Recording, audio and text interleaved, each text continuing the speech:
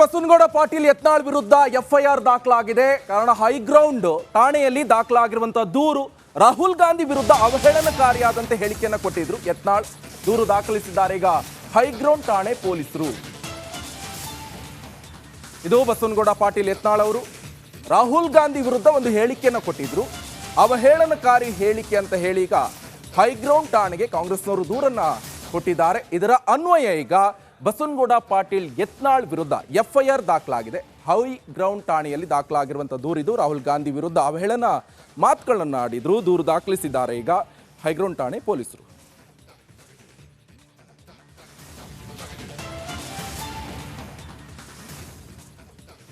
ಇಷ್ಟು ಮಾತ್ರ ಅಲ್ಲ, ಆರ್ ಅಶೋಕ್ ಹಾಗೆ ಶೋಭಾ ಕರಂದ್ಲಾಜೆ ವಿರುದ್ಧ ಕೂಡ ಎಫ್ಐಆರ್ ದಾಖಲಾಗಿದೆ. ಇದು ನಾಗಮಂಗಲ ಗಲಭೆ ಸಂಬಂಧ ಸುಳ್ಳು ಮಾಹಿತಿ ಹಿನ್ನೆಲೆಯಲ್ಲಿ ಇವರ ವಿರುದ್ಧ ಎಫ್ಐಆರ್ ದಾಖಲಾಗಿರುವಂಥದ್ದು. ಆರ್ ಅಶೋಕ್ ಹಾಗೆ ಶೋಭಾ ಕರಂದ್ಲಾಜೆ ವಿರುದ್ಧ ಎಫ್ಐಆರ್ ಕೂಡ ದಾಖಲಾಗಿದೆ. ನಾಗಮಂಗಲ ವಿಚಾರಕ್ಕೆ ಸಂಬಂಧಪಟ್ಟಂತೆ ಈ ಗಲಭೆ ಆಯ್ತಲ್ವಾ, ಅದರ ಬಗ್ಗೆ ಸುಳ್ಳು ಮಾಹಿತಿ ಹಿನ್ನೆಲೆಯಲ್ಲಿ ಆರ್ ಅಶೋಕ್ ಹಾಗೆ ಶೋಭಾ ಕರಂದ್ಲಾಜೆ ವಿರುದ್ಧ ದೂರು ಕೂಡ ದಾಖಲಾಗಿದೆ. ನಾಗಮಂಗಲ ಟೌನ್ ಠಾಣೆಯಲ್ಲಿ ಎಫ್ಐಆರ್ ದಾಖಲಾಗಿರುವಂಥದ್ದು. ನಾಗಮಂಗಲ ಘಟನೆ ವಿಡಿಯೋ ಫೋಟೋ ಪೋಸ್ಟ್ ಮಾಡಿ ದೊಂಬಿ ಗಲಭೆಗೆ ಪ್ರಚೋದನೆಯನ್ನ ಮಾಡಿದ್ದಾರೆ ಇವರಿಬ್ಬರು. ಈ ಆರೋಪದಡಿ ಎಫ್ಐಆರ್ ದಾಖಲಾಗಿದೆ. ಬಿಎನ್ಎಸ್ ಸೆಕ್ಷನ್ 192 ಅಡಿ ಈ ದೂರನ್ನ ಈಗಾಗಲೇ ಕಾಕಿ ದಾಖಲು ಮಾಡಿಕೊಂಡಿದೆ. ನಾಗಮಂಗಲ ವಿಚಾರ ಎಷ್ಟು ದೊಡ್ಡ ಸದ್ದಾಗಿದೆ. ಈ ವಿಚಾರಕ್ಕೆ ಸಂಬಂಧಪಟ್ಟಂತೆ ಇವರಿಬ್ಬರು ಅಲ್ಲಿನ ವಿಡಿಯೋ ಹಾಗೆ ಫೋಟೋಗಳನ್ನು ಶೇರ್ ಮಾಡಿದ್ದಾರೆ. ಇದ್ರ ವಿರುದ್ಧ ಈಗ ದೊಂಬಿಗೆ ಕಾರಣ ಆಯಿತು ಅಂತ ಇವರ ವಿರುದ್ಧ ಕೂಡ ಈಗ ಎಫ್ಐಆರ್ ದಾಖಲಾಗಿದೆ.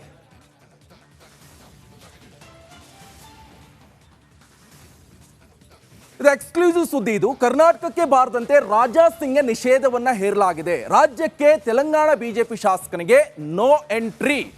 ಗಣೇಶ ವಿಸರ್ಜನಾ ಕಾರ್ಯಕ್ರಮದಲ್ಲಿ ಭಾಗಿಯಾಗಬೇಕಾಗಿತ್ತು. ಬಾಗಲಕೋಟೆಯಲ್ಲಿ ನಡೆಯಲಿರುವಂತಹ ಈ ಗಣೇಶ ವಿಸರ್ಜನಾ ಪ್ರೋಗ್ರಾಮ್ ಇದು. ಆದರೆ ರಾಜ್ಯಕ್ಕೆ ಬಾರದಂತೆ ಜಿಲ್ಲಾಡಳಿತ ನಿಷೇಧವನ್ನ ಹೇರಿದೆ ಎನ್ನುವಂಥ ಡೀಟೇಲ್ಸ್ ಈಗ ಸಿಗ್ತಾ ಇದೆ.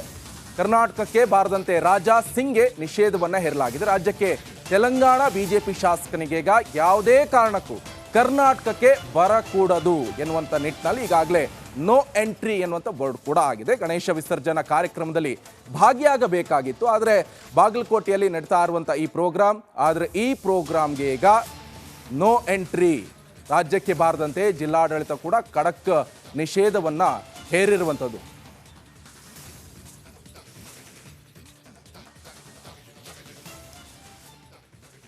ನೋಡಿ, ಕಾಂಗ್ರೆಸ್ನಲ್ಲಿ ಸಾಕಷ್ಟು ಬೆಳವಣಿಗೆ ಆಗ್ತಾ ಇದೆ. ಅದು ಕೂಡ ನಾಳೆ DCM DK ಶಿವಕುಮಾರ್ ದೆಹಲಿ ಯಾತ್ರೆಯನ್ನ ಕೈಗೊಂಡಿದ್ದಾರೆ. ಅಮೆರಿಕದಿಂದ ವಾಪಸ್ ಬರ್ತಾ ಇದ್ದಂತೆ ದೆಹಲಿಗೆ ಈಗ ಹೈಕಮಾಂಡ್ ನಾಯಕರನ್ನ ಭೇಟಿ ಮಾಡುವಂತ ನಿಟ್ಟಿನಲ್ಲೂ ಕೂಡ ಈಗಾಗಲೇ ದೆಹಲಿಗೆ ಹೋಗುವಂತ ಎಲ್ಲ ಸಾಧ್ಯತೆಗಳಿರುವಂಥದ್ದು.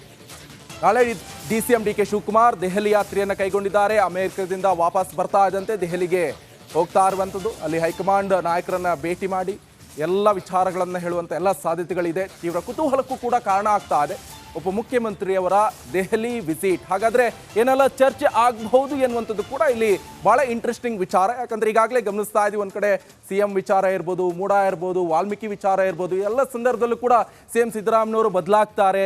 ಒಂದಿಷ್ಟು ನಾಯಕರು ಕೂಡ ಮಾತುಗಳನ್ನು ಹೇಳ್ತಾ ಇದ್ದಾರೆ. ಇನ್ನೊಂದಿಷ್ಟು ಜನ ಕೂಡ CM ಒಂದು ಕುರ್ಚಿಗೆ ಟವಲ್ ಹಾಕೊಂಡು ಕೂತ್ಕೊಂಡಿದ್ದಾರೆ, ನಾನು ಹಾಕ್ತೀನಿ.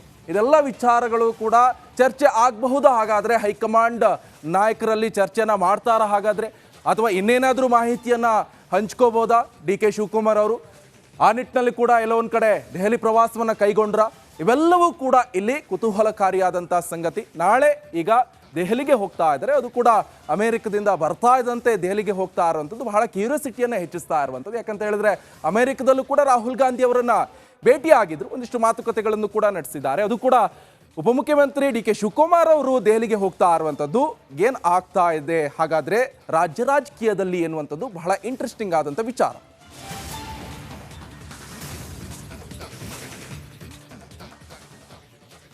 ಜೈಲಲ್ಲಿರುವಂತಹ ಈಗ ಮುನಿರತ್ನ ಅವರಿಗೆ ಮತ್ತೊಂದು ಸಂಕಷ್ಟ ಎದುರಾಗಿದೆ. ಮಹಿಳೆ ಮೇಲೆ ಲೈಂಗಿಕ ದೌರ್ಜನ್ಯ ಆರೋಪವನ್ನು ಎದುರಿಸ್ತಾ ಇದ್ದಾರೆ ಬಿಜೆಪಿ ಶಾಸಕ. ಮುನಿರತ್ನ ವಿರುದ್ಧ ಈಗ ಕೇಸ್ ದಾಖಲು ಮಾಡಲು ಕಗ್ಗಲಿಪುರ ಠಾಣೆಯಲ್ಲಿ ಸಂತ್ರಸ್ತೆ ಮಹಿಳೆಯಿಂದ ದೂರು ಕೂಡ ದಾಖಲಾಗಿದೆ. ಸದ್ಯ ಪೊಲೀಸ್ ಠಾಣೆ ಒಳಗಡೆ ಇರುವಂತಹ ಸಂತ್ರಸ್ತೆ ಮಹಿಳೆ, ಈ ಮಹಿಳೆ ಈಗ ದೂರನ್ನ ಕೊಡ್ತಾರೆ ಅನ್ನುವಂಥ ಡೀಟೇಲ್ಸ್ ಕೂಡ ಲಭ್ಯವಾಗ್ತಾ ಇದೆ. ಮುನಿರತ್ನ ಎಲ್ಲರಿಗೂ ಕೂಡ ಗೊತ್ತಿರುವಂಥ ವಿಚಾರ.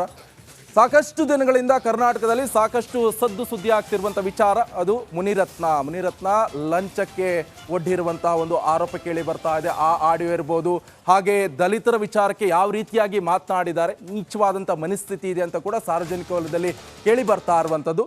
ಏನೇನೆಲ್ಲ ಅವಾಚ್ಯ ಶಬ್ದಗಳನ್ನು ಮಾತಾಡಿ ನಿಂದಿಸಿದ್ದಾರೆ, ಇದೇ ವಿಚಾರಕ್ಕೆ ಸಾಕಷ್ಟು ಚರ್ಚೆ ಆಯಿತು. ಈಗ ಪರಪ್ಪನ ಅಗ್ರಹಾರ ಜೈಲಿನಲ್ಲೂ ಕೂಡ ಇದ್ದಾರೆ ಮುನಿರತ್ನ, ಜಾಮೀನಿಗಾಗಿ ಹೋರಾಟವನ್ನು ಮಾಡ್ತಾ ಇದ್ದಾರೆ. ಆದರೆ ಇದರ ನಡುವೆ ಈಗ ಮತ್ತೊಂದು FIR ಆಗುವಂಥ ಎಲ್ಲ ಸಾಧ್ಯತೆ ಕೂಡ ಇರುವಂಥದ್ದು. ಜೈಲಿನಲ್ಲಿರುವಂತಹ ಮುನಿರತ್ನಗೆ ಈಗ ಮತ್ತೊಂದು ಸಂಕಷ್ಟ ಕೂಡ ಎದುರಾಗ್ತಾ ಇದೆ. ಮಹಿಳೆ ಮೇಲೆ ಲೈಂಗಿಕ ದೌರ್ಜನ್ಯ ಈ ಆರೋಪ ಈಗ ಕೇಳಿ ಬರ್ತಾ ಇದೆ. ಬಿಜೆಪಿ ಶಾಸಕ ಮುನಿರತ್ನ ವಿರುದ್ಧ ಕೇಸ್ ಕೂಡ ದಾಖಲು ಮಾಡಲು ಈಗಾಗಲೇ ಸಿದ್ಧತೆ ಕೂಡ ನಡೆಸಲಾಗ್ತಾ ಇದೆ. ಕಗಲಿಪುರ ಠಾಣೆಯಲ್ಲಿ ಸಂತ್ರಸ್ತೆ ಮಹಿಳೆಯಿಂದ ದೂರು. ಸದ್ಯ ಪೊಲೀಸ್ ಠಾಣೆ ಒಳಗಡೆ ಈಗಾಗಲೇ ಸಂತ್ರಸ್ತೆ ಮಹಿಳೆ ಇದ್ದಾಳೆ. ನೋಡಿ, ಈಗಾಗಲೇ ಗಮನಿಸ್ತಾ ಇದ್ವಿ ಎಷ್ಟೆಲ್ಲ ಅವಾಚ್ಯ ಶಬ್ದಗಳು ಈತನ ಬಾಯಲ್ಲಿ ಬಂದಿರುವಂಥದ್ದು ನಾವೆಲ್ಲರೂ ಕೂಡ ನೋಡಿದ್ವಿ. ಈ ಹಿಂದೆ ಕೂಡ ಶಾಸಕರಾಗಿರುವಂಥ ಮುನಿರತ್ನ ಅವರು ಸಂವಿಧಾನದ ಬಗ್ಗೆ ಯಾವ ರೀತಿಯಾಗಿ ಪ್ರಾಮಿಸ್ ಮಾಡಿ ಮಾತಾಡ್ತಾರೆ, ಒಬ್ಬ ಶಾಸಕ ಅಂತ ಹೇಳಿದ್ರೆ ಸರ್ವ ಜನಾಂಗವನ್ನು ಒಂದು ಒಳ್ಳೆ ರೀತಿಯಿಂದ, ಒಂದು ಒಳ್ಳೆ ದೃಷ್ಟಿಕೋನದಿಂದ ನೋಡಬೇಕು. ಆದರೆ ಈತನ ಬಾಯಲ್ಲಿ ಬಂದಿರುವಂಥ ಮಾತುಗಳು ಎಬ್ಬಬ್ಬ, ಒಂದೊಂದು ಮಾತುಗಳು ಎಷ್ಟು ಹೊಲಸು ಎನ್ನುವಂಥದ್ದು ಗೊತ್ತಾಗ್ತಾ ಇದೆ ಇಡೀ ರಾಜ್ಯದ ಜನತೆಗೆ. ಅದೇ ಈಗಾಗಲೇ ಅದರ ವಿರುದ್ಧ ಕೂಡ ದಾಖಲಾಗಿ ಒಂದು ಕೇಸಲ್ಲಿ ಒಳಗಡೆ ಇದ್ರೆ, ಈಗ ಲೈಂಗಿಕ ದೌರ್ಜನ್ಯ ಆರೋಪದ ಅಡಿಯಲ್ಲಿ ಮತ್ತೊಂದು ಕೇಸ್. ಈ ಬಗ್ಗೆ ಹೆಚ್ಚಿನ ಡೀಟೇಲ್ಸ್ ಅನ್ನು ಕೊಡ್ತಾರೆ ನನ್ನ ಕ್ರೈಮ್ ಬ್ಯೂರೋ ಇಂದ ಧ್ರುವ ನೇರ ಸಂಪರ್ಕದಲ್ಲಿ ಜಾಯ್ನ್ ಆಗಿದ್ದಾರೆ. ಧ್ರುವ, ಈಗ ಸದ್ಯ ಏನಾಗ್ತಾ ಇದೆ, ಈಗ ದೂರ ದಾಖಲಾಗಬಹುದಾ, ಸದ್ಯ ಮಹಿಳೆ ಏನಂತಿದ್ದಾರೆ, ಏನ್ ಪ್ರಕರಣ ಇದು ಆಕ್ಚುಲಿ?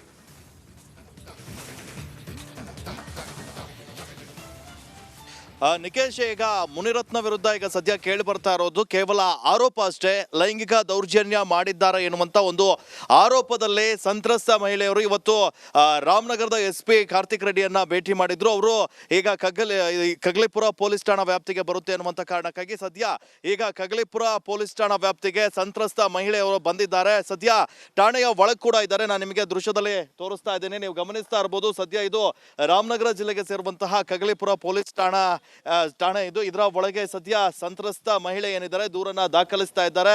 ಈ ವಿಚಾರಣೆಗೆ ಸಂಬಂಧಪಟ್ಟ ಹಾಗೆ ಸಂತ್ರಸ್ತ ಮಹಿಳೆ ಅಂದ್ರೆ ಏನೆಲ್ಲ ಆರೋಪಗಳಿದೆ ಎಲ್ಲವನ್ನ ಕೂಡ ಈಗ ಠಾಣೆಯ ಒಳಗೆ ಹೋಗಿ ತಮ್ಮ ದೂರಿನಲ್ಲಿ ಉಲ್ಲೇಖಿಸ್ತಾ ಇದ್ದಾರೆ. ಮುಖ್ಯವಾಗಿ ಅಂದ್ರೆ ಪೊಲೀಸ್ ಅಧಿಕಾರಿಗಳು ಕೂಡ ಅವರನ್ನ ದೂರು ದಾಖಲಿಸಿಕೊಳ್ಳುವ ಸಂದರ್ಭದಲ್ಲಿ ಎಲ್ಲವನ್ನ ಕೂಡ ಸಮಗ್ರವಾಗಿ ಅವರಿಂದ ಮಾಹಿತಿಯನ್ನ ಪಡ್ಕೊಳ್ತಾ ಇದ್ದಾರೆ. ಅವರ ಆರೋಪವೇನು, ಆರೋಪಕ್ಕೆ ಯಾವ ತರಹ ಸಾಕ್ಷ್ಯಗಳಿದಾವೆ ಎನ್ನುವಂತಹ ಕೆಲವೊಂದಿಷ್ಟು ವಿಚಾರಗಳ ಬಗ್ಗೆ ಕೂಡ ಮಹಿಳೆಯನ್ನ ಪ್ರಶ್ನಿಸ್ತಾ ಇದ್ದಾರೆ. ಯಾವಾಗ ಆ ತರಹ ಲೈಂಗಿಕ ದೌರ್ಜನ್ಯ ಆಯಿತು, ಹೀಗೆ ಹಲವು ಪ್ರಶ್ನೆಗಳನ್ನ ಕೂಡ ಕೇಳ್ತಾ ಇದ್ದಾರೆ. ಅದಕ್ಕೆ ಸಂಬಂಧಪಟ್ಟ ಹಾಗೆ ಅವರು ಕೂಡ ಕಳೆದ ಒಂದೆರಡು ಗಂಟೆಯಿಂದ ಕೂಡ ಸ್ಟೇಷನ್ ನ ಒಳಗಿದ್ದಾರೆ. ಸಂತ್ರಸ್ತ ಮಹಿಳೆಯರು ಹೊರಬಂದ ನಂತರ ಇದು ಯಾವ ತರಹದ ಆರೋಪ, ಅಂದ್ರೆ ಯಾವ ತರಹ ಲೈಂಗಿಕ ದೌರ್ಜನ್ಯ ಯಾವಾಗ ಆಗಿತ್ತು ಏನು ಎನ್ನುವಂತಹ ಎಲ್ಲಾ ವಿಚಾರಗಳು ಕೂಡ ಗೊತ್ತಾಗುತ್ತೆ. ಇನ್ನೇನು ಕೆಲವೇ ಹೊತ್ತಿನಲ್ಲಿ ಕೂಡ ಇವರು ಹೊರಗಡೆ ಬಂದು ಈ ಬಗ್ಗೆ ಎಲ್ಲ ಮಾಹಿತಿ ಕೂಡ ಗೊತ್ತಾಗುತ್ತೆ. ಯಾವಾಗ FIR ದಾಖಲಾಗುತ್ತೋ ಅದು ಎಲ್ಲ ವಿಚಾರ ಕೂಡ ಬಹಿರಂಗವಾಗುತ್ತೆ. ಈಗ ಸದ್ಯ ಪರಪ್ಪನ ಅಗ್ರಹಾರದಲ್ಲಿರುವಂತಹ ಮುನಿರತ್ನ ಅವರಿಗೆ ಈಗ ಮತ್ತೊಂದು ಸಂಕಷ್ಟ ಎದುರಾಗಿರೋದಂತೂ ಸುಳ್ಳಲ್ಲ.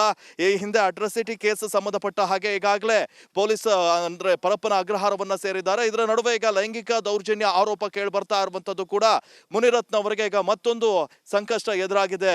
ನಿಕೇಶ್, ಓಕೆ, ಥ್ಯಾಂಕ್ ಯು ಧ್ರುವ ನಿಮ್ಮೆಲ್ಲ ಮಾಹಿತಿಗೆ.